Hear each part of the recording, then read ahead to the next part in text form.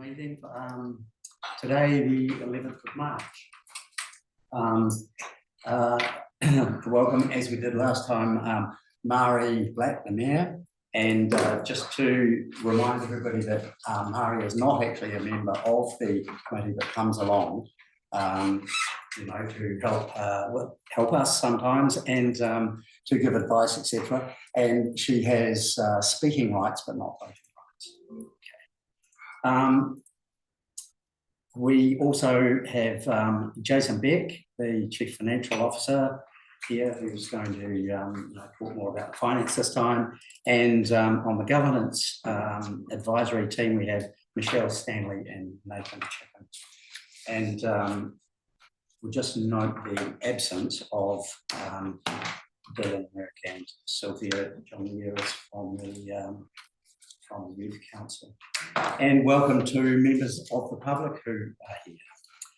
So, health and safety, out through the doors here and just out past the toilets there, and meet out in the car park by the St John's School.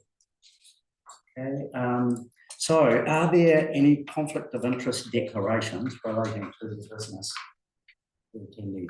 Yeah, a couple of things to say. I've just got to say about at the February meeting, I made a flippant comment. I realised this was taken out of context. I'd just like to say that, and also the ARAG, I was discussing it. I'm a member of ARAG with the rugby club, so I'll be discussing and joining in conversations. I am no longer a member of the president of Amity Netball. I resigned on Monday and my family aren't involved anymore. When I went to the last ARAG meeting, I was just there as a representative from the community board, not people. Okay, thanks very much. Any other any announced urgent business? Yeah, I was going to talk about the lawn mowing. It's pretty bad in the cricket field.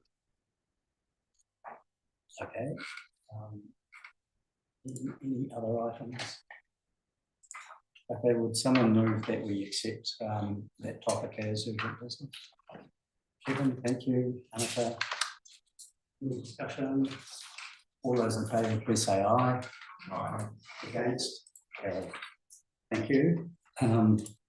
So we can move on directly to the minutes for confirmation, and I responded to it with just a couple of very minor changes. Did anyone else come in with any? Chair, it's pretty minor. Page 6 it was, there's a couple of questions raised as whether the fund could contribute to the Emily Beach Cycleway. This could not be confirmed at the meeting. So just by way of clarification, what I was querying there was the roadside construction fund. I don't know whether you want to change the meeting, the minutes on that or not, but just for clarification for people that are present, anyway, that's what. Sorry, it's on Holy Trails Trust presentation, Mr. Chair, on page 6 of the agenda. And what their question was raised as to whether the fund could contribute to the Amberley Beach Cycleway. This could not be confirmed at the meeting. So the funding question is the roadside construction fund.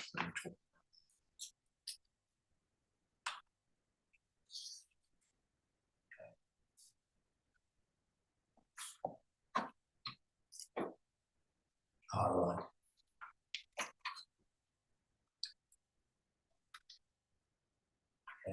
You catch it. Okay, thanks, Kevin. Any other things there? Would somebody care to move that the minutes in front of us are a true and correct minutes for the previous meeting? Sorry, before you do that, Yeah. Sorry, I had circled it and forgotten about it. On page 7, under number 1, minutes for confirmation, third bullet point down, clarification that Jill Hobbs had previously submitted. It's Jill with a G. Oh, yeah. That's right, yeah. And so I'm happy to move with that change there, our true and correct record. Thank you, Pauline, and Hamish seconded. Any discussion? All those in favour, please say aye. Aye. Against, carry. Thank you. Okay, now move on to our decision item, 2.1, the notice of motion regarding our support, and we are on page 14. And the notice of motion has been prepared and initially signed by Kevin. So, Mr. Chair, I'll just managed to cut myself out. So, Mr. Chair, I'll just briefly speak to that. Just Kevin, Sorry. I just wondered if we were going to do matters arising from the minutes. oh, sorry, yes, good point. So Thank you, Pauline. Should we put that on the agenda, matters arising, actually? Do you think That as would a be a helpful reminder. wouldn't it? Sorry, through the chair, if I may, we don't, look, technically, we don't do matters arising, it's kind of a nice to have, and you guys always put it in, but matters arising is not something we usually raise at meetings. So we tend to be off, but we'll put it in if you guys speak about it. So most of the action points should be on the action list. That's where they get captured. I mean, if there's anything in particular that you want to bring up, then you can bring it up in matters arising. We don't really want to make it an absolute thing that every time you pick through the minutes and try and think about things to bring up. Pauline? Hi there, thank you. I was just wondering if we had any update, and I'm not aware of any update on the progress in regards to the resolutions that we moved in regards to the dog park discussion. You know, the process to commence consultation and recommend to council that Sale Yard property undergoes consultation and request the work on the required changes to the dog control. I just wondered if there was any update. For the chair, I can answer that one. It's a very brief answer, which is it's work in progress. It's quite, from my understanding, complex. There's quite a few moving parts to it, and it is being worked on. Thank you. I just didn't want to lose Yeah, sight no. of where that was, and by raising it, we can keep sight of it for next week. Yes. Thank you. It's also, Mr. Chair, one part of it had to be referred to the council. That was with Salyards Drive. I'm not quite sure if that's been to council yet. I don't know. It has not. Well, there. So that's depending on that as well. Okay, so for the notice of motion. I'll just briefly speak to that then. So firstly, so it's two parts. It's to revoke the previous resolution, the meeting in December, and replace it with a resolution which reinstates the support for the governance team to the Amity Reserves Advisory Group.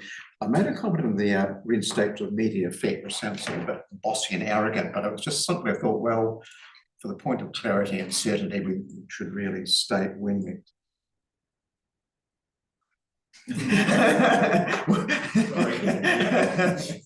when we intend that to take place from. That's why that is there. So it sounds a bit sort of arrogant, but it's not intended to be so. And I think the next ward meeting for AREC is the 24th of March, I think. Yeah.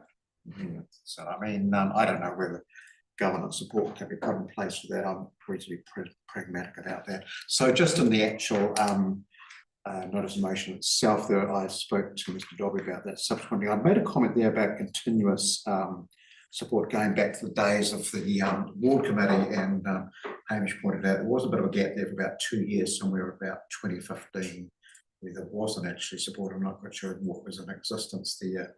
And he also made the comment that it did, I think the words you used were very softly suggest there was a cost saving to be made. That's all. But anyway, so it's there. We had the deputation from AREG at the last meeting, and the notice of motion allows the board to reconsider it again. So it does respect that deputation, that they don't have a stone wall. We can, via this notice of motion, give consideration to what they said there, and it gets it back on the table there. So that's probably about what I'd like to say about it, actually, Mr. Chair.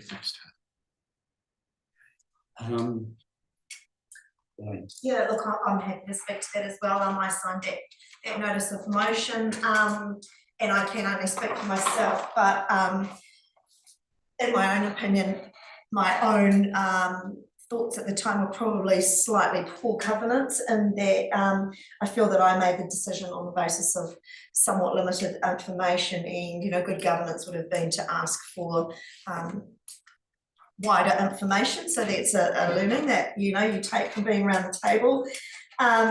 We made the decision without consultation or without the opportunity for AREG to present to us or give us information. And I feel like at the time, perhaps I didn't acknowledge the worth of the work that AREG undertake.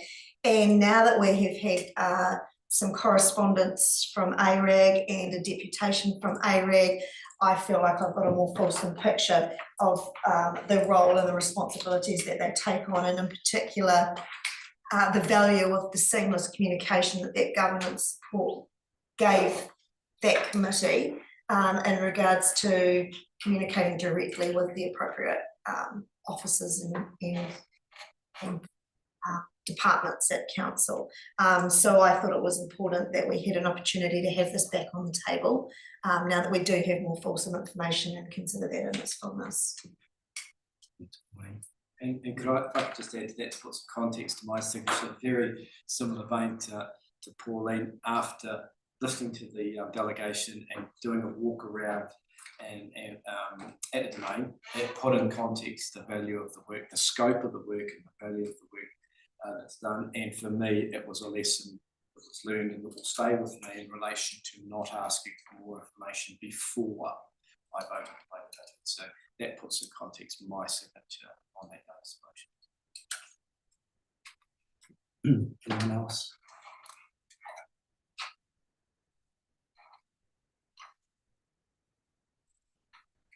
Mr. Chair, I'm not quite sure whether, sorry, just a procedure point. So we have the notice motion signed by 3 people. I'm not quite sure whether we now need to move and second that to get a vote on it, or do we just do a vote on it?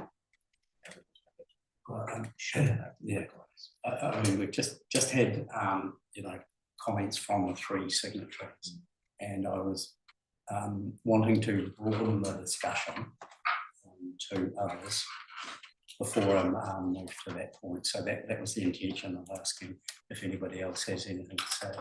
Thank you, Mr. Chair.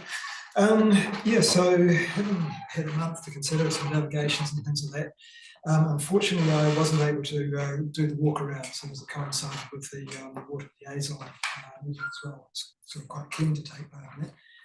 But one of the things that, and I mentioned this at the time of our discussion last time, was just the desire for even-handedness of all community groups. So my observation is that AREG are an exception and have been for historic reasons, who have this kind of charmed existence with council. So it seems that to me, and the observations I've had, that you have really good communication with council. They will kind of bend over backwards to actually help you out. Now, what I observe from the groups that I'm involved with is that they don't get that same level of support, and to the point of some of it being fairly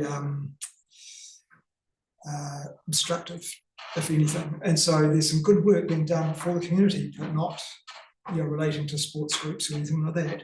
These are more sort of community service groups, and so we find we're knocking our heads against I guess it comes down to personalities within the council.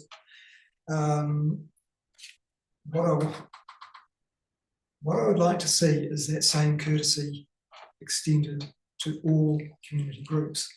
So, as I say, you guys seem to have a pretty good relationship. Why isn't that not happening with the others? As far as the secretarial support side of things go, I was interested, to hear from Michelle way back about the trialling of these large language models for doing just that role. And in one of the meetings that I've had with Emily and Zed, we just sort of tried out a free one, and the results from that were pretty impressive. So I would suggest that there's probably an opportunity for, if the government's team have actually found a tool that works well, for that to be rolled out to the likes of ARAG, and it'd be nice to think that some workshops could be run for all community groups to be able to use those sort of tools.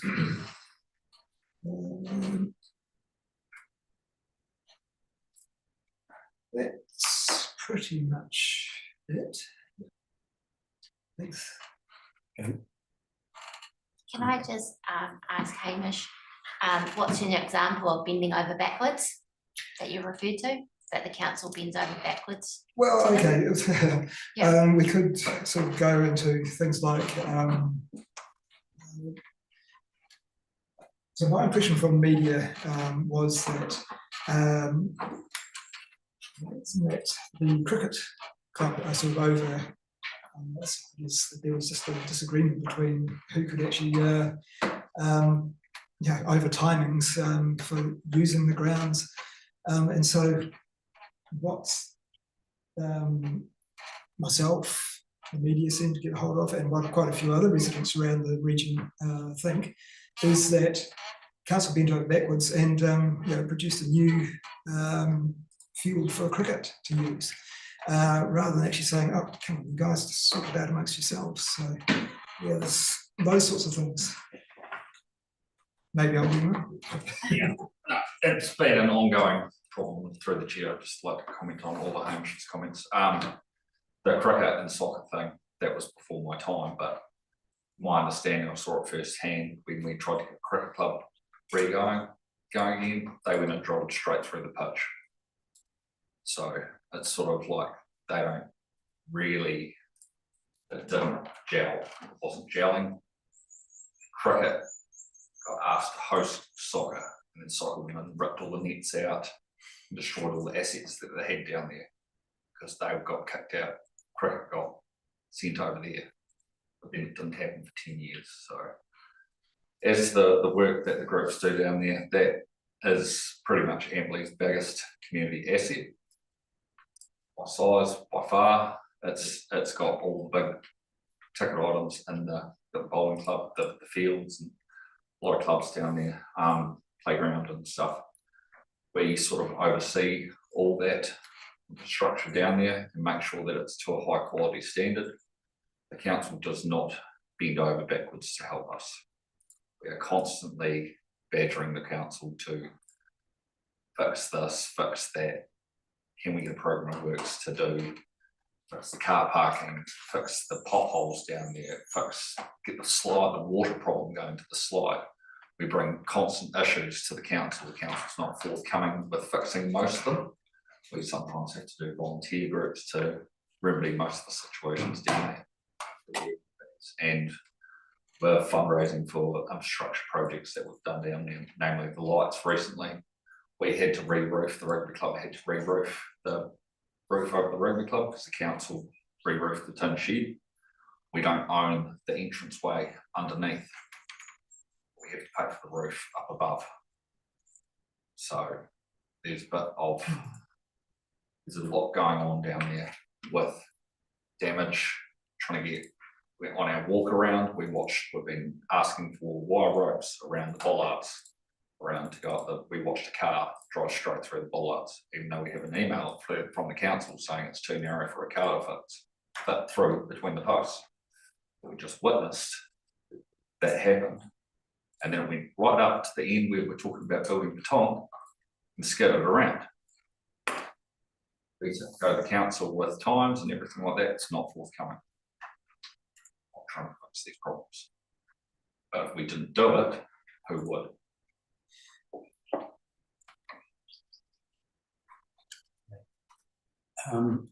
Just backstepping a little bit to what Hamish was saying regarding large language model, or a better word if there is one, and the fact that Michelle wrote the first paper, which is here attached to the notice of motion, page 16. Do you have any comments that you would like to make? Any points? Yeah, we have there are some wonderful AI tools out there for minute taking now. Mostly accurate with some slight issues with the Kiwi accent, but they're getting better. In council, we use a tool called Contented. It costs, and it's based on the amount of hours. So if we were to put it out to the other committees, there would be a cost associated with that. There are some free tools that people can sign up and use, and I'm probably pretty sure that a lot of them are actually using those, making use of those tools. I guess the biggest cost is not so much in the minutes afterwards, it's the sitting in the meeting and being there, and it's the running around of the actions and chasing people up afterwards that the cost comes in. Yeah, no, not at all. I mean, I think it's good to have this discussion about AI generated things. I mean, things are moving there, and I've had feedback from different organisations I'm in who are trialling it, and they're pretty happy, actually. So, you know, it obviously needs to be looked at carefully, but on balance it's working, and on balance it's probably getting better each time, every year.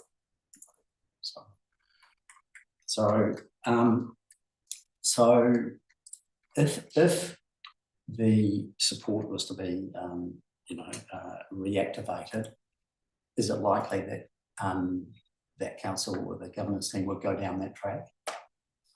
Yes, absolutely. Yes. Sorry, how do you spell that? Just the way Contented, very content. Contented, yes. But yeah, through the chair, we are implementing it, even on the side of AI rather than on the off side of AI. Yeah. Obviously, it still needs a fair bit of going through. It's not perfect, and it comes up in the minutes. Sometimes you'll see some really weird references that we've missed. Yeah. But the biggest cost is being here for a 4 hour meeting. That's a cost of our time here, but also the actions at the other end. But through the chair, the other committees, if they were to contact the governance advisor and ask some help, we're not going to turn them away. That is what we do. So while AREG has that in at the moment, if the Leadville Community Centre contacted us, we would do our best as well to point them in the right direction. Sorry, just through you. So you would have surveyed the available tools. Is that something they can actually share to say, oh, this one's better than that one, or cheaper, or whatever? The Contented was they came to us, they approached us. They're a company out of Christchurch. They're a New Zealand company, and they are a month by month contract. So if we decide next month we don't want to use it anymore, we're not tied in. There was a real good feeling about that one. They're a closed circuit program, so they aren't on the web, so everything stays inside. And it's not a learning AI, so it doesn't suddenly go, well, I think you guys are heading in this direction, so I'm going to jump over here and think that that's where you should have been. So which is perfect for our minute taking, because we want what was said, not what they think you guys really should have headed in. And more of the AI out there is a learning AI. So we like to co-pilot, stuff like that. And it does like to embellish, and it does like to add bits that were never really real and make up facts. It's just AI for you. Thanks. Well, if I could just, not to talk about AI, but I guess what I'm just thinking about is the perception that Hamish has raised that, that one group is getting a preferred a treatment over the other. And I can't help but think that you're in a really good position now with having 4 elected councillors and 5 elected community board, where your role is to have a dotted line connection to as many community groups as you can, and yes, relying on our professionals, our governance, but actually as elected members, you play a really critical role in actually bridging that gap between the community and organisations that are connecting, our entire community. So I see this as a really great opportunity for us to build those bridges, build those connections, and make sure that you are the voice of the council. You are an elected representative of the Hurunui District Council. Quite a fundamentally different role, due respect to a community committee representative. So you have been elected to represent and be the voice of your community. It's a really great chance for you to attend. I think you've had this discussion really your first meeting, which groups you're going to attach to. So you can be those voices, and you can be the conduit in and the conduit out of information that sits around this table to build those relationships, build those connections, and to enable and allow Southport to prosper in the direction you want it to. So, I think, it's also a positive that you've got 9 elected representatives around Southport to build the relationships. And I think that's quite unique and special that you've got available to you right now. So I just didn't, just to respond to Hamish, I didn't want it to be seen as, a privileged position. That's actually, there is probably more of an opportunity because you have all of the information that we have as elected members to support your community groups. I think that's all I need to say. Thank you. Yeah, Mr. Chair, I wonder whether we do deal with the notice of motion in its present form. I think we're sort of in danger of creating another policy on the fly without a full range of information available. But we can look at the issue directly in front of us now.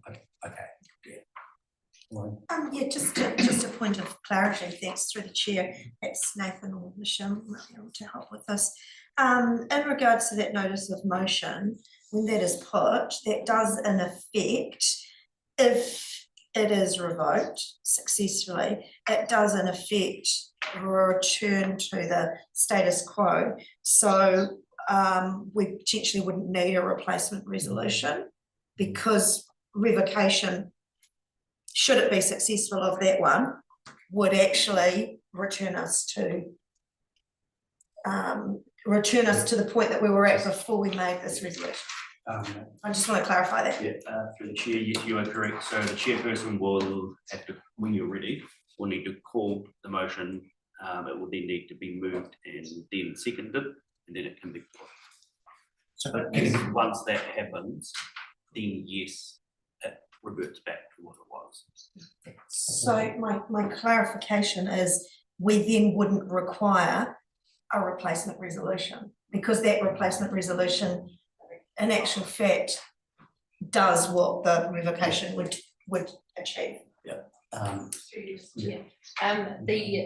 The reason why my report came to the Southport Community Board in the first place was because the decision was made by the Southport Community Committee to have secretarial support for ARE, and so that resolution has lapsed. So you decided that you wouldn't continue, and you wouldn't provide that service. So if you're going to revoke that, then yes, you will need to make another one, which has been indicated with that resolution in there, to say that yes, you will support them. Thank you. That gives me the absolute clarity I was looking for. So, Mr. Chair, the particular section of standing orders, I think that's through 1914, is quite clear. You'll notice in motion must specify the previous resolution that you want to revoke and what you're going to replace it with.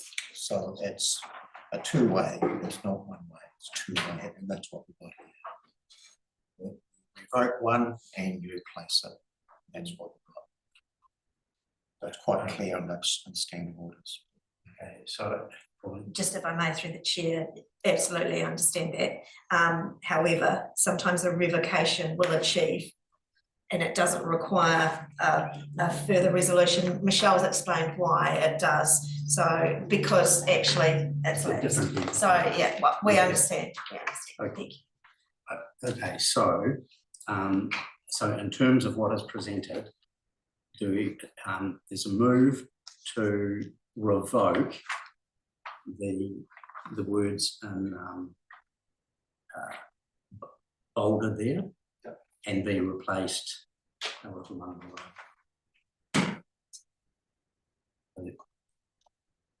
that right? So the community board moves to revoke, and quote that, and be, do we need to say that was passed on? What do we take it? Sorry, okay. So I unfortunately left my hearing aids behind again, Mr. Chair. So just talking about a reference back to when that initial motion. Yeah, well, it says that the following resolution adopted by the South Ward Community Board as meeting on 10 December 25 be revoked, and it spells it out. So you must state the meeting that it was adopted, the resolution, and then replace it. So you've got it in the paragraph. Oh, okay. Right. I'm with you. Yeah. So okay. Through the chair, that is in order. That is correct. Yes. So from that following resolution down to the end of Ambly Advisory Group, just before the signed. Okay. That's right. Everybody understand that? Okay. I'm happy to move that, Mr. Chair. Thank you, Kieran. Seconder. Tanaka. Thank you. No further discussion. Would all those in favour of the motion say aye? Aye. Against? So carried. Thank you.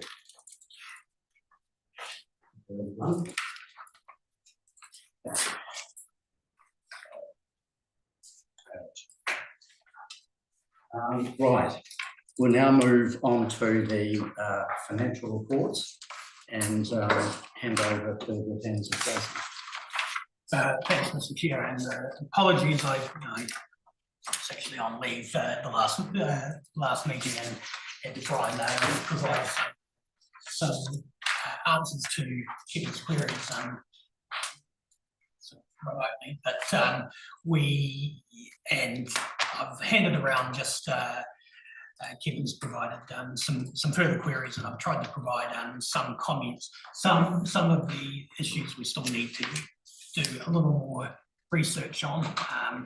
We are, as I've mentioned in our initial meeting, still dealing with our new computer system, and it's not quite giving us every single result that we want at this stage. So we're still working through a few components of it. I wonder whether I just quickly go through the financial report and then refer to the queries that Kevin has raised. And then if there's anything else that I've missed or we need to do some further research on, we can separately. So page 24 and the top of page 25 is just the amenities account. On these numbers, we started the year with a debt of 1.68 million. The total revenue we've received so far for the 7 months of the financial year was 591,000. Particularly the rates money is higher than what we had budgeted for, and that just reflects the fact that we do have more rating properties in the Amberley ward than we predicted when we set the budget way back this time last year. And then the range of expenditure in the different categories are listed below. There's general amenities, which we do accumulate a lot of the contractors' costs, the repairs and maintenance costs, and the grass mowing costs into the general amenities. And now I know, again, reading between the lines, given that's sort of you'd like it to be split back out into the individual cost centres. We just need to work through with the amenities team how that can occur. But on the face of it, total amenities, total general amenities expenses for the first 7 months was 360,000. We were expecting to spend 400,000, so there's been a slight reduction there, both in the wage allocation and also contractors, but we've got an overspend in repairs and maintenance. In Amberley Township expenses, key variance being the capital project. So we had walking track work that was planned, a budget of 230,000, and if we simply did 7/12 of the budget for the year, we should have spent 134,000, but we spent nothing to date. There's a comment about that further through, and then most of the other variances largely sit around the timing of capital projects. We get to the top of page 25, and the balance at the end of January was a debt of 1.63 million for me. Yeah, thank you. Through the chair, not to do with the finances actually, but the financial report. Just under the Amberley Township expenses, I see we're referred to the Eastern Reserve footpaths. Can we relabel that Village Green footpaths? Right, that's just a hangover from Yeah. where we had what we had budgeted for. I suppose before we go off that, it makes sense just to go through the items that were raised by Kevin. The first one, and referring to the separate handout that I handed around before, just the playground work on the Village Green. The comment from the program management department was that the works on that are due to commence in April. Next one down, there was an allowance of a budget of 18,000 for township reserves. Now, this was simply an amount carried over from the previous financial year. We did have a budget to develop a neighbourhood reserve. We spent 18,000 less than the budget, and was just carrying over that amount. But again, the comment made by the project team was that they haven't allowed any specific projects for that money for this year. But the piece of land that was purchased using the development contributions money was the Sargard stand, which we talked about in relation to a dog park, I believe. So that would be, that money would be available, Jason, to proceed with the dog park, is that what you're saying? Yes. We can utilise it for, and we've got clarification, utilise it for as long as it's neighbourhood reserves within the town. And there are further funds allowed for and collected for other neighbourhood reserves in the township as well. Okay, walking and cycling fund, we've got a range of works that again, there's going to be according to the project team, another report come to this committee to approve some further works. Right, the next one, the campground fees for Amberley Beach. I haven't quite addressed the issues of what expenses go against this revenue.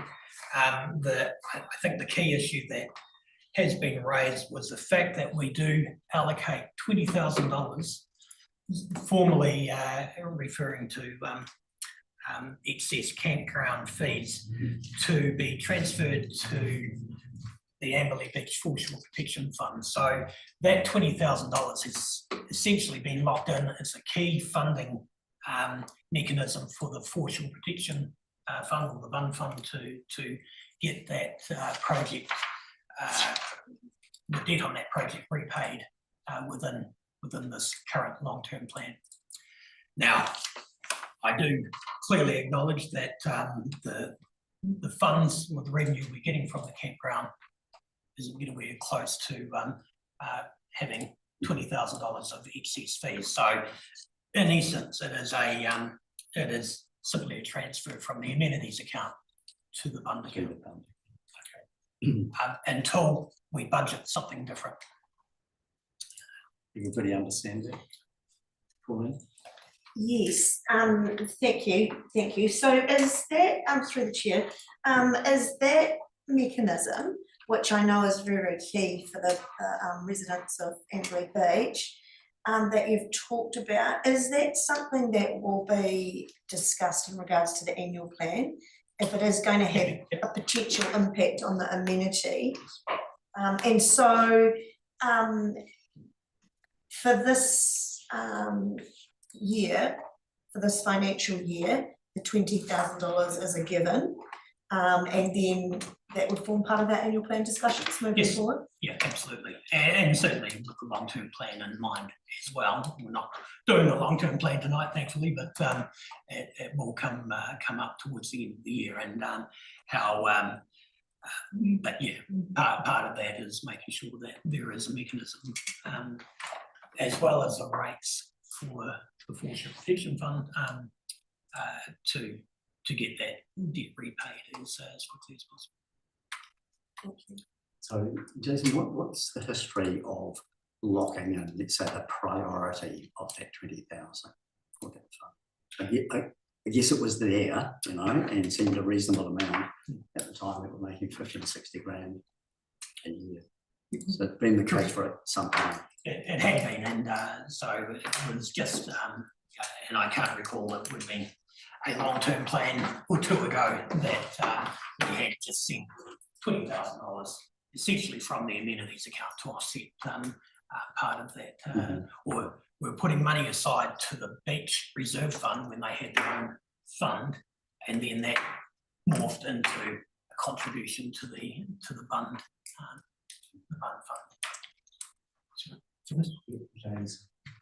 Just a question. So, do the Amberley Beach residents know that that camping ground, if it's run properly, say the resident group ran that camping ground and any profit went to their bund fund, is that something the council can do, or is that, because are they aware, beach residents, that the camping ground also funds the bund? I'm not sure. So, Mr. Chair. My understanding is that in the days when a certain person in the room here was an unofficial custodian, William, and there was a different pricing structure, etc. It worked really well. Yeah.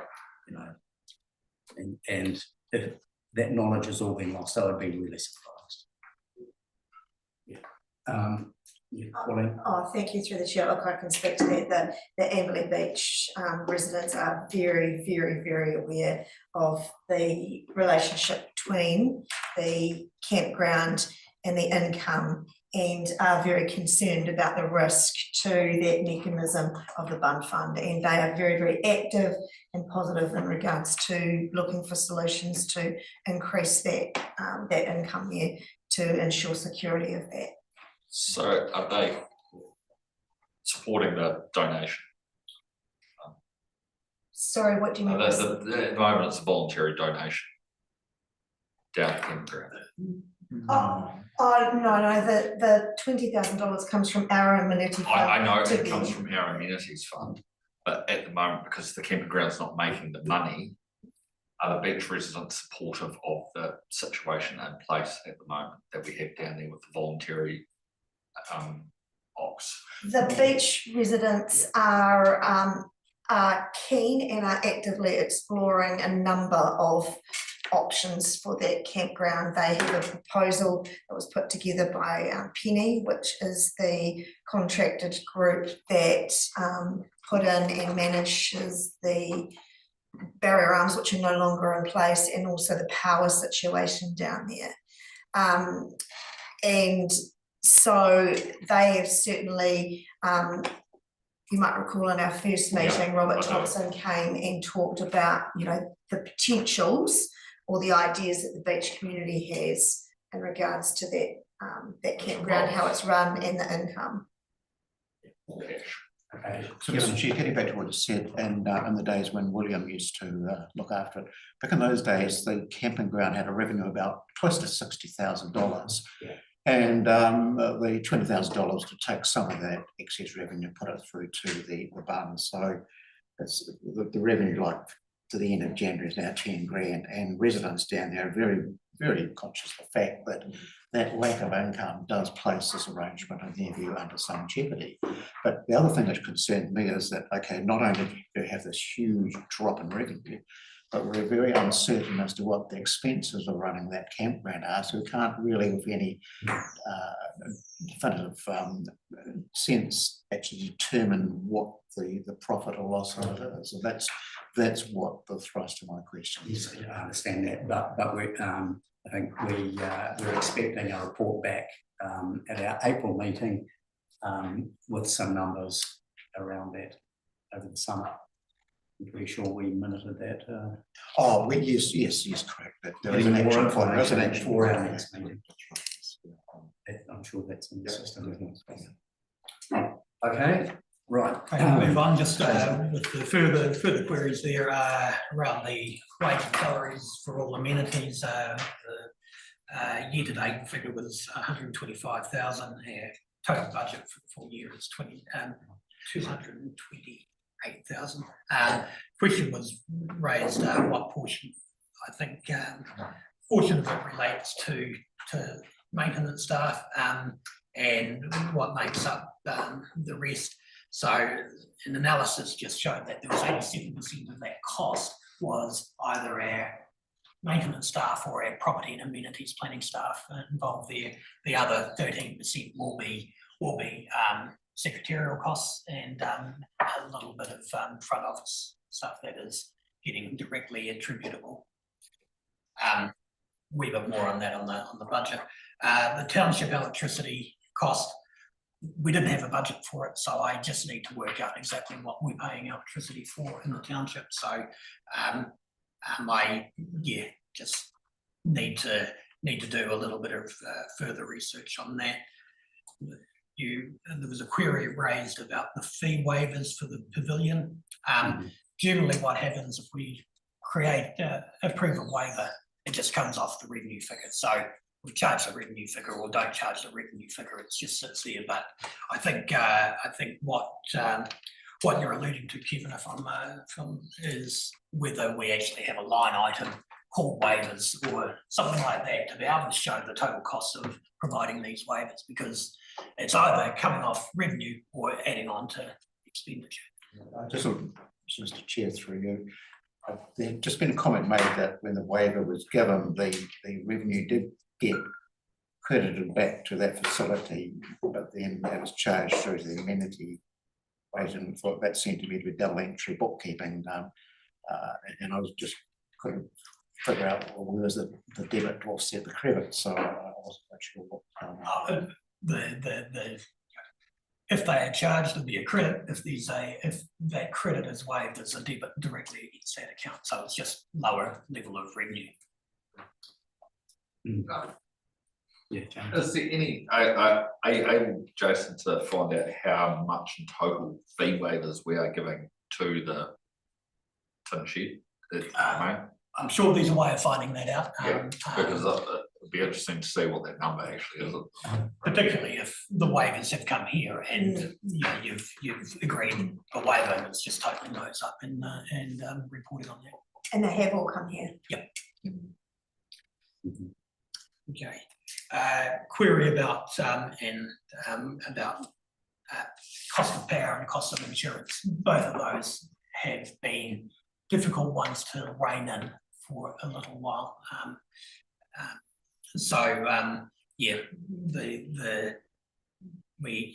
we have overspent what the budget we had for the Leftfield Beach Hall power.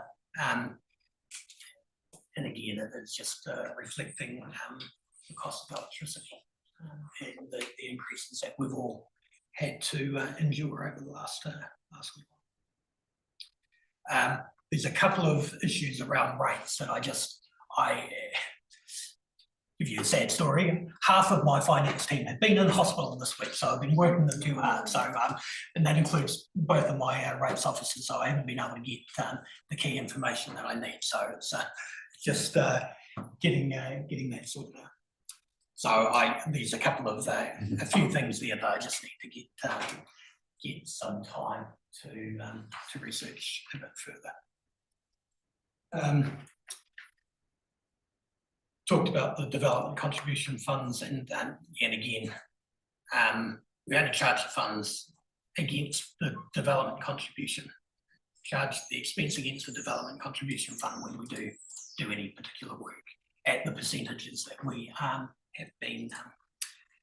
previously been set. So for the Village Green, for instance, 90% of that work is funded by development contributions, but 10% by the community.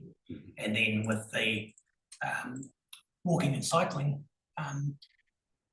work, 80% of that's funded by the DC fund and 20% by the amenities. And number 12 there, the expenditure for the Amberley Beach reserves. Yeah, I just need some time to work out what has been charged to where. The next one down, there is a line item for repairs and maintenance of 1,200. Yeah, this represents the costs that have been directly coded to Amberley Beach Reserve. That does include $800 to install the honesty box. Those ones relating to the amenities, I'll work to page 25, which is just continue running through that. Amberley swimming pool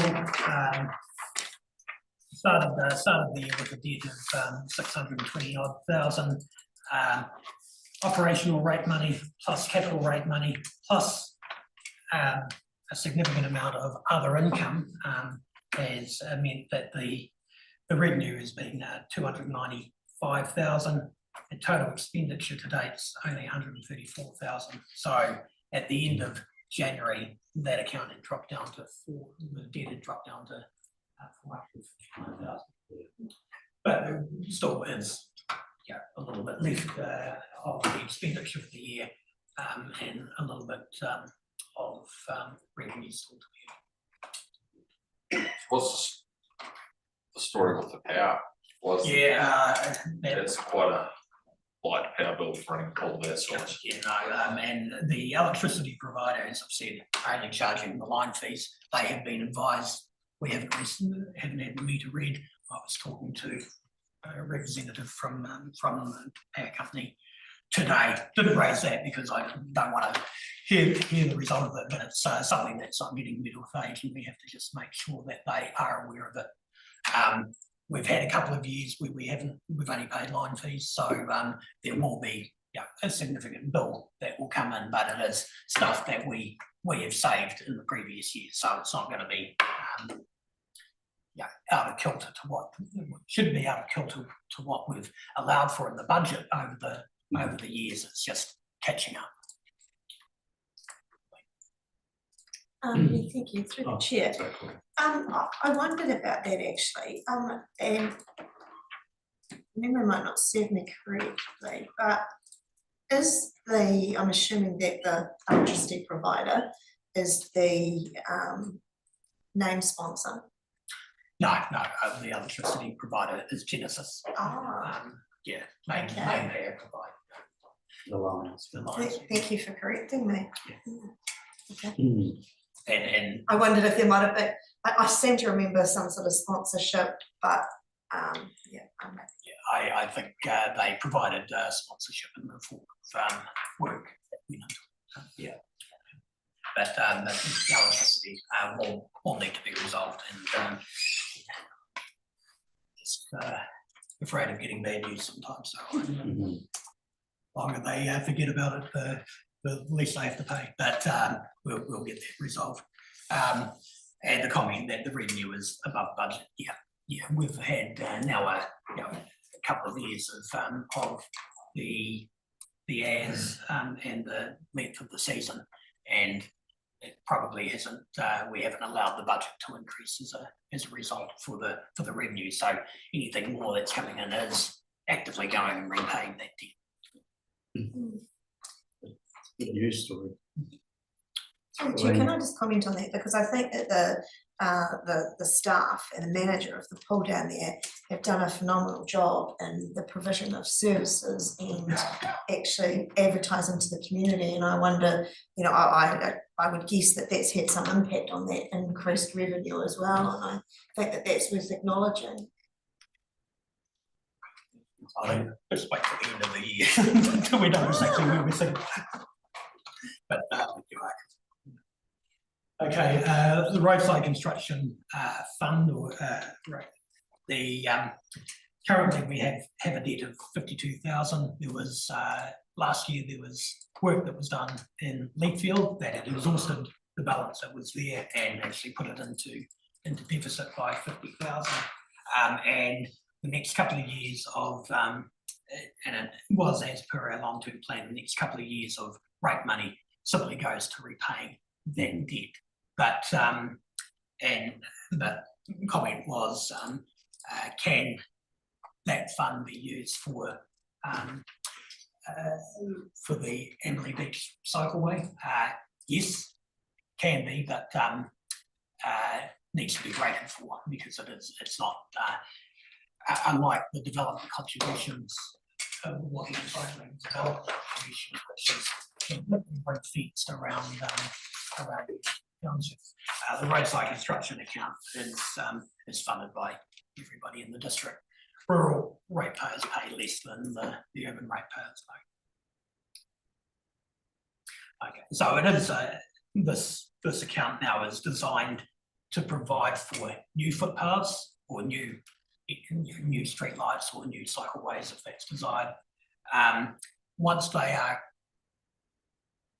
created, the maintenance and the ultimate renewal of any footpaths are funded by the district as part of the district-wide footpath maintenance rate that everyone pays. Okay, the Beach Coastal Protection Fund started this financial year with a debt of 289,000. So the amount of rates collected so far is 17,000, and then 7/12 of the $20,000 has been transferred from the amenities account to this account. And there was just a tiny amount left in the beach reserve fund that will be handled across to this account as well. And the expenditure item that's come out is interest balance. So the balance of the fund at the end of January set at 269,000. On page 26, special funds. So we've got the Town Reserve Development Contribution Fund, sitting with a balance of just over $1 million at the minute,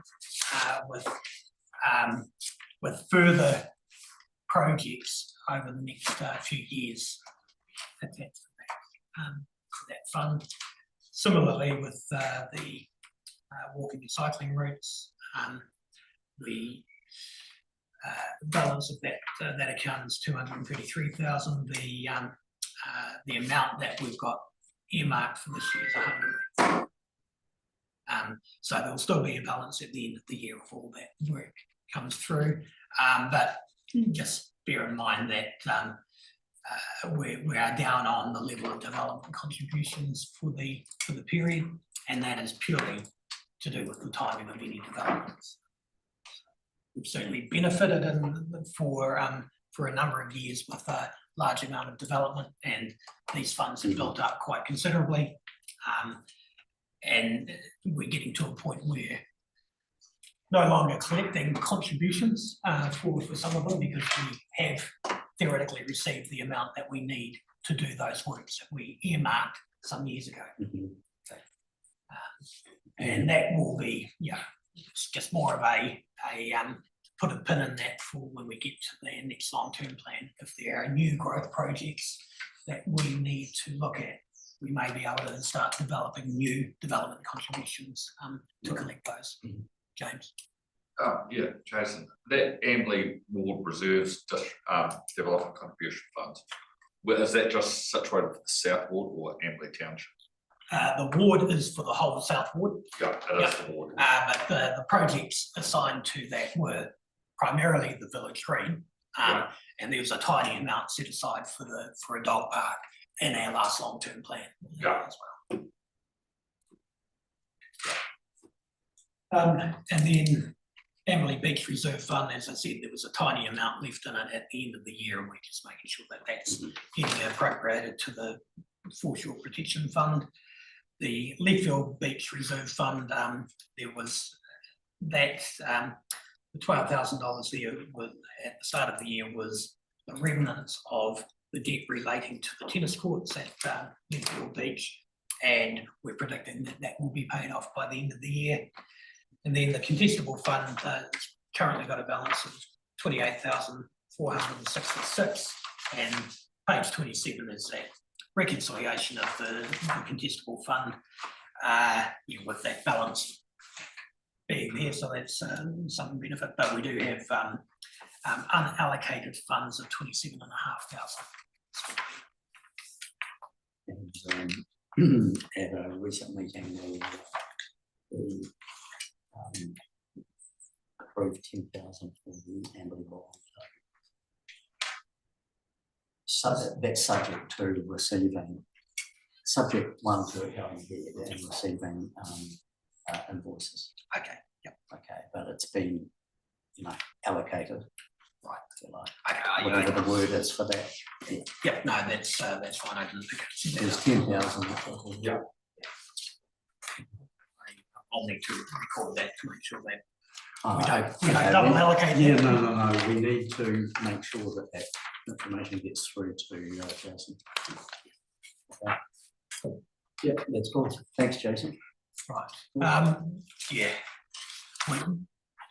As I said, we're still grappling a little bit with our financial system, just being able to access the correct information. It's certainly since the start of this calendar year, it's like a bit of a switch has been turned on. We can start getting visibility on some of these numbers now, but I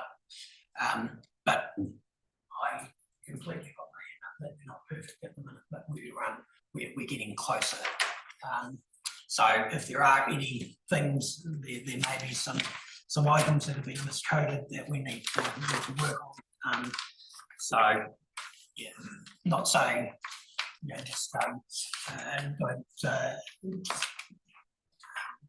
that what I've provided you is completely inaccurate. It's just that there will be some further amendments that will be required as we go through. Okay, thanks, Jason. And thanks, Kevin, for putting those questions in. Chair, thank you, Tom. Jason, for coming back on that. Yeah, no, that was really quick, so thank you for that. Okay, thanks, Jason. It's really good. Okay, we'll move on to correspondence. No inward correspondence. And yes. Yeah. Would somebody care to move that the financial information be accepted? And James, thank you. All in favour, please say aye. Aye. Against, carried. A reminder. Okay, correspondence. The only material that there is a response to Aaron Jackson, and there is 2 hours. Page page 29. That's a page number. So yeah, Gary is 2 R's. Already been seen, hasn't it? It's already been seen. Is it? Yes, gone. No. Too late. No, it hasn't. It's about to be. So that is a follow-up to an action point that we had at our last meeting. Okay. We don't actually have council updates.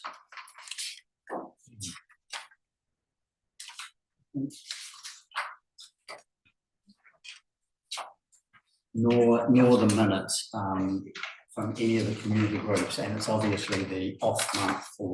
Yeah. 34. Mr. Chair, page 34, you do have a council update from Jim. Oh. But there were no community minutes at the time of printing. Page 34. 35. Oh, yes, sorry. Yeah, we do, sorry about that. Okay. So would someone care to move that we accept the correspondence? Council update. And the council. Happy to move that the information be accepted and happy to answer any questions anyone has. Thanks, Pauline. Seconder. Brett. Okay, thank you very much. Okay, all those in favour, please say aye. Against, carried. Thank you. And the action sheet on page 30.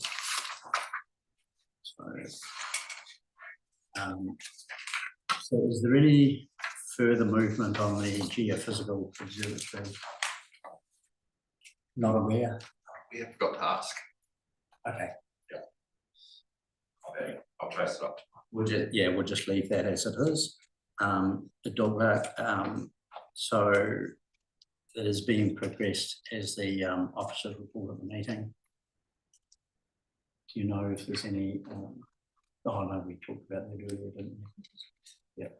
Okay, so work in progress. The reduction in fees for the Boys Brigade. I did follow up on that, and point number 12 is really the answer to number 3. So I spoke to Gary Love from the Inspired Church, who says, and it's all written there. So Boys Brigade is after the Inspired Church service runs for a couple of hours. They are looking at getting Girls Brigade going too, which would run after that. At the moment, the Inspired Church is covering the cost, and I suggested to Gary that he come back to us when things have settled down and they know what it is, and just start the process again. So we can delete 3 and 12, which is the update, and it's left with them should they decide to come back. So we need to feed that into Arrow.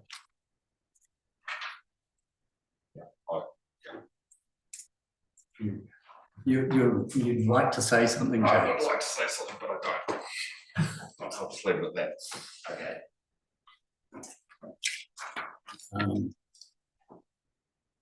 Amberley Beach Campground. Yeah, Brett. Just through the chair, can I ask, I seem to recall a question in relation to what appeared to be a large fee in the collection of donations that were there. Has anything been followed on in relation to that? There appeared to be in that spreadsheet in our previous meeting a large fee that was attached to the collection of the donation. Oh, The administration of it. Yeah, The collection by staff. yeah, but it just appeared to be well, it looked like a disproportionate fee. No follow up on that, or? We're getting a report next month. That's okay. To arrives, and that should be in detail. Yeah.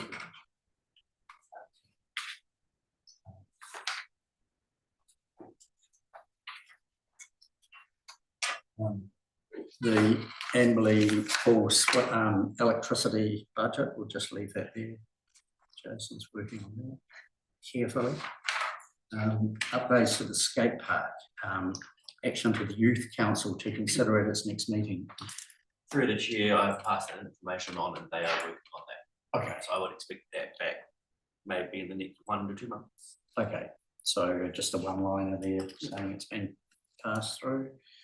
Amberley Football Club new pitch, work in progress, probably still a work in progress.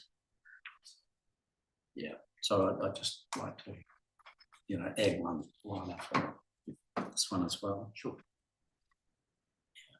A men shed working group. So, Mr. Chair, Simon's been pretty busy, so and I was away for a week, but trying to get something at next week about 5 o'clock in the evening, so get a meeting.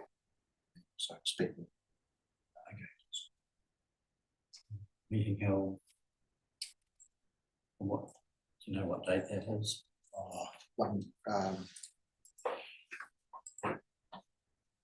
Trying to get Thursday next week.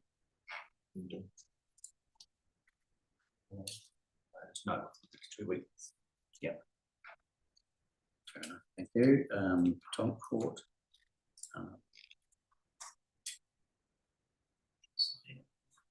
Yeah. Pauline. So EDRA have agreed to a grant of $2,000, and they will, on behalf of Tom people, put an application to the contestable fund for the remainder, which is about 2020 or something. 2018. Quite may have increased. Quite has increased. Is it? Okay, because it's not a quote, wasn't it? Sorry, what's it? Quite has increased. Oh, okay. Substantial.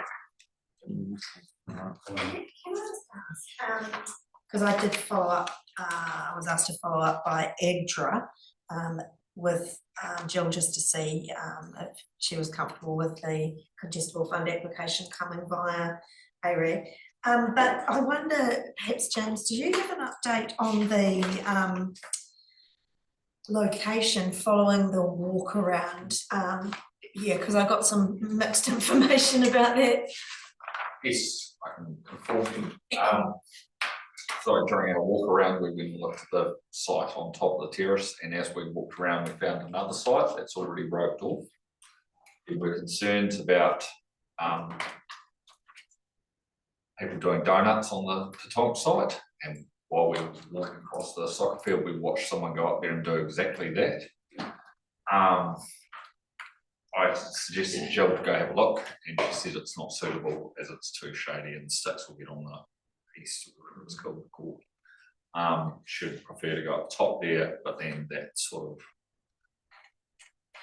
we're not that comfortable with it unless there's a rope to stop cars accessing that area. There's no point in doing it. Yeah. So James, who's not comfortable without the That AREG as a group, right? because it's sort of like we put this Tatonk court in and it gets damaged by someone doing a donut. And we have damaged asset. If I can just through the chair, so are we in a position where we need to be looking for another location suitable? It's a suitable location, it's just AREG would prefer the rope to be shifted. So at the moment, the rope's pretty much at one end of the court, just past the oak tree. We're wanting it to bring it around to where, just about where the seating is under the chairs, so no one can go into that corner.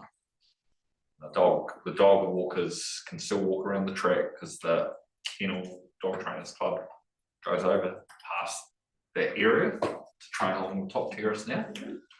Under that tree, it sort of won't affect them because it's only a Sure. So has that formal approval for that site with the addition of the rope, has that been We had done? our meeting. Oh, okay. 24th. Great. And that would be on that agenda? Yeah, hopefully, because I think it would be better to put that, because the seat that was built up there by Lions has been broken by people doing donuts and crashing into it. So if we put it to the council to ask for at AREG for the rope to be moved down a bit further. We've discussed it on the day. A&P can drop the rope and pull the rope down and cars can go through the parking. But it's just really to stop people doing donuts up on top of that corner, because that's all they're going down there to do. It's the donuts. Sure, okay.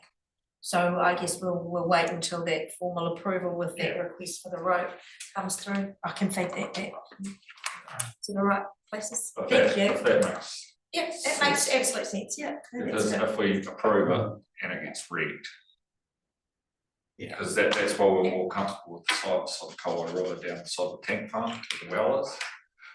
It's already fenced off. Cars can't get to it. Yeah, that was the main reason why we wanted to go there, but Jill's pursuing going on top of the terrace, which we're also comfortable about. It's just the rope next to go. Understandable. Yeah, I'm sure we can come to a compromise through the process. Yeah. Okay, thanks very much. This one is a review of the Development Contribution Fund. I think we're making progress on that. Kevin? So, yeah, I can certainly provide the legal opinion. Because it is a legal opinion, there is a level of confidentiality to it. Yeah. We can do that at our next meeting maybe, or just outside of. I can see that directly, yeah. So, Mr. Chair, could Jason provide that as a public excluded information item to say the April meeting, just for information, but again, in public excluded, seeing as how it's legally privileged. That was the intention. That was the intention.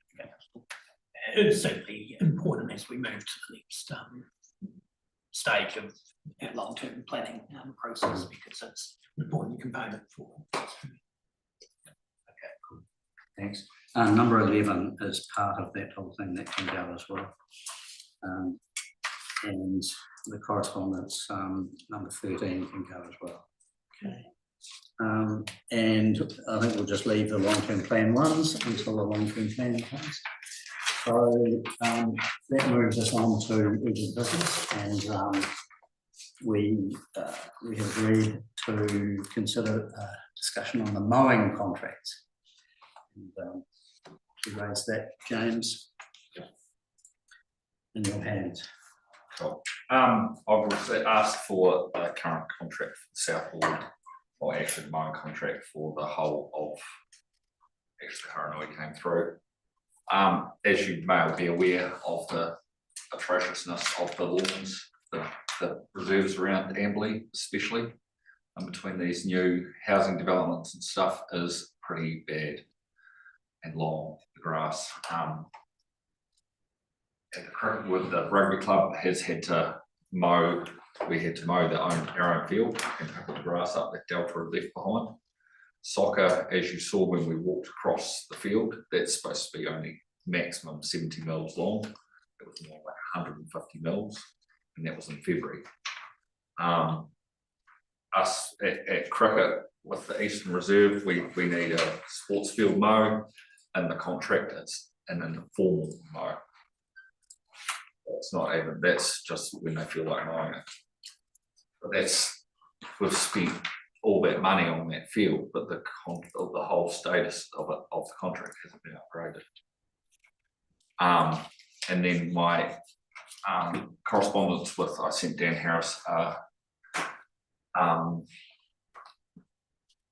research about how does the specifications and who looks after the mowing and checks that it's length, and he responded with exact words as at the moment.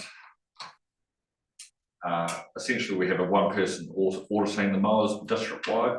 We just recently had to reassign resources, so there's no one assessing the mowing standard of the district.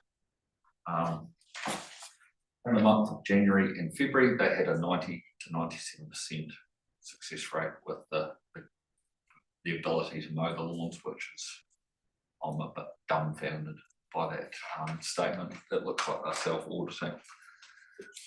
We had one time this, I think it's 19th of February, we were sitting there, the coaches and I were sitting there discussing the state of the field, and I was like, I'm hoping Delta's going to mow it Friday. We'll play Saturday on a freshly mowed field, still pretty long, but we'll be all right. No one can hit a 4 on our field. It doesn't run. Didn't get mowed. Messaged Josie Hemmings the following week about asking for a mow, and she informed me that Delta mowed on the 18th of February. And it was going to have to be extra cost to the cricket club. So that's what we're dealing with. The rugby club, as I said, we have had to mow our fields multiple times to pick all the grass up. Over the years, I've been involved in that. I did get a cease and desist from Josie Hemmings in the past for mowing the field. But the length of the rugby field was unplayable. We had a game on Saturday down at the rugby field, and the council promised us it would be mowed on Wednesday. Wednesday came and went, no mow. Thursday, no mow. Actual member of the rugby club works for a company called Power Turf that services the mowers. He looked up on his e-roads to find a Delta operator in North Canterbury and asked him to come down and mow the field for a Saturday game, and we played with grass over one side that's just sitting on a rugby field. The soccer it's just unplayable. But this is, and you look in the reserves between the new housings and the subdivision for clearing. In the contract, it's not supposed to have any windrow grass. It's not supposed to be visible on any of those. That's an amenity mow. It's 30 to 70 mils. That's the range it's supposed to be kept in. It's nowhere near that. But yet they'll be getting 100% approval for their mowing. So I'm just asking the council, who's checking what? Have we got a blind, limbless person in a covered out back approving these KPIs? How often is the mowing contract? Every 3 years or something? I believe so, Yeah. Nathan's been taking notes. We'll make sure that that's passed on to the operations team. I just can't understand why it, and the thing that's really I'm struggling with, this happens not even that often, it happens quite often, that it's just a constant battle to get it mowed, and then every excuse gets made that are short operators, it's rained, it's not really our fault. It's not our problem. It's the contractor, they're there to supply a service. I know they're short staffed at the moment, but that's not our problem. But we want to, it's a very visible thing to see the council's ability to do and keep Amberley looking sharp. And you go into Oakfields and you look down those drains down there, and the grass is as long with grass all over it. The swales are just disgusting. And you go onto the clearing, the same thing over there. It's a mess. So I can't understand who's checking this mowing and how they're getting their rating system, because their rating system is based 75% of it is on the ability to keep the fields in the specifications. That's my understanding of the contract as well. I can't comment on who's doing the auditing and Line person. I can't comment on that. But we've got some details we need to follow up from there.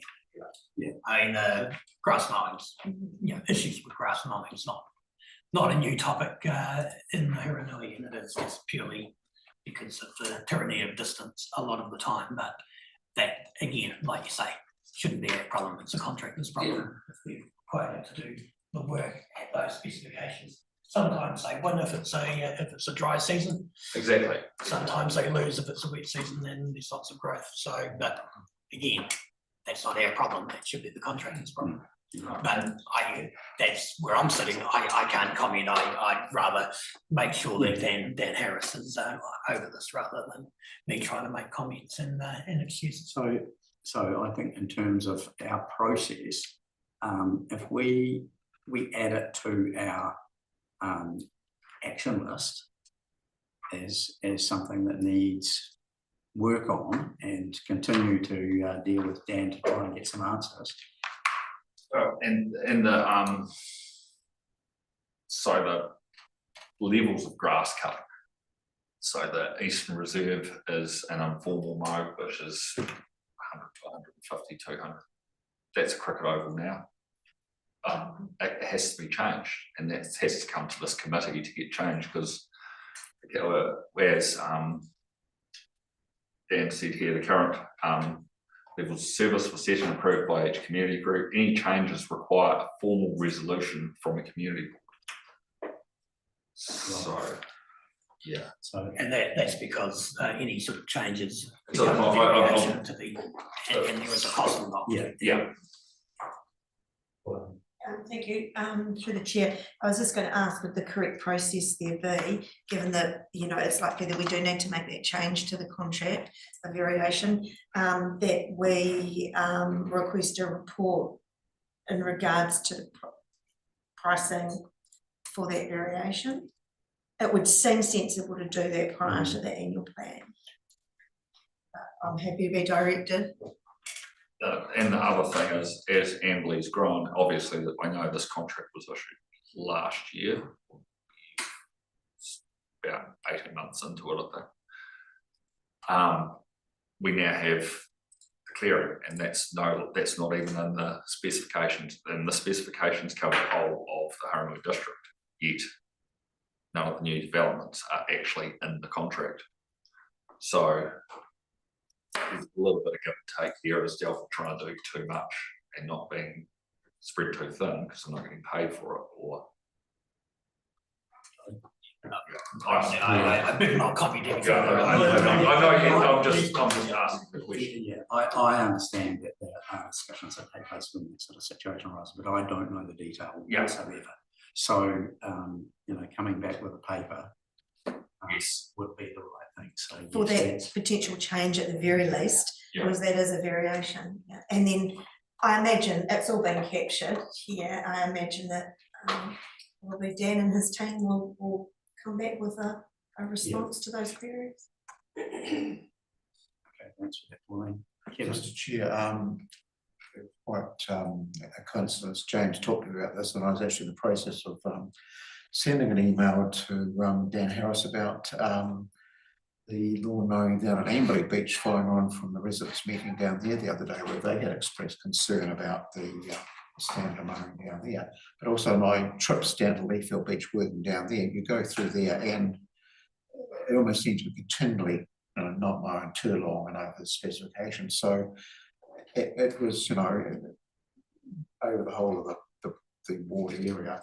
The other issue which James touched on, which I also read too, was another one, which was the responsibility of Delta as the contractor to fix the damage which they cause. And I know at Leafield Beach for many years, they're always knocking out the posts on the chain and post fence. And I don't think they ever paid for it, but James raised issues about damage which they'd done, I think, on the cricket pitch down in the Village Reserve and other things. So the specification says if they do such damage, they're supposed to notify the council, and also said if it is preventable damage, they're supposed to pay for it and fix it, and that doesn't seem to have happened as well over the years as well.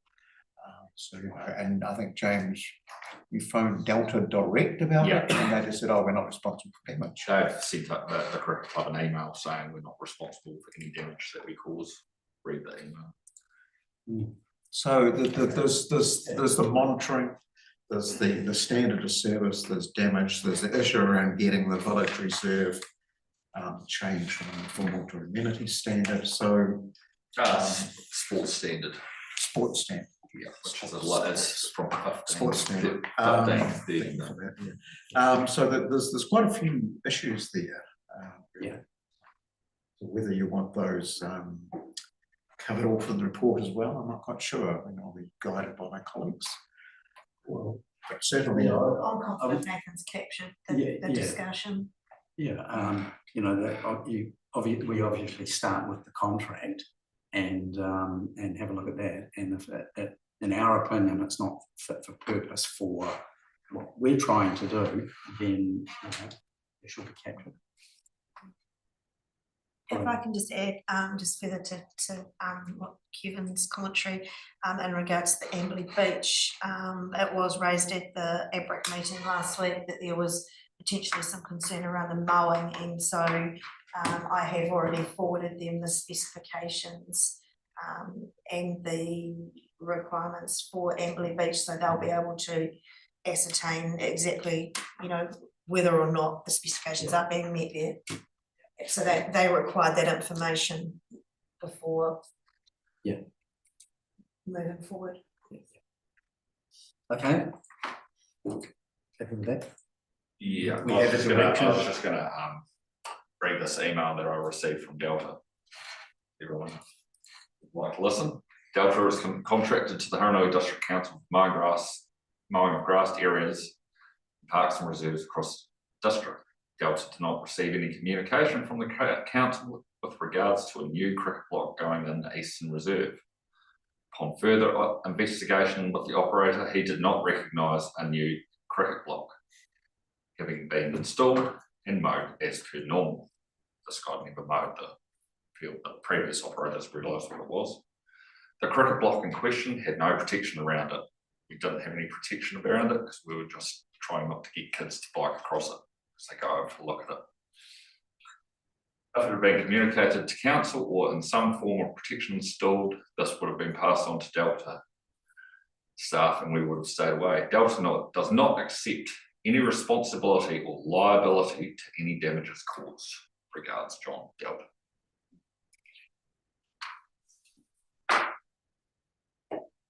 So,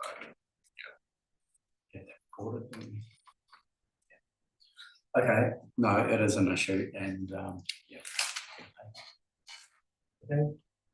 Anybody else? All right, no, look, we'll bring that to a close and that actually brings our meeting to a close. So 8:32. Thank you very much for your input, everyone. And we'll now move straight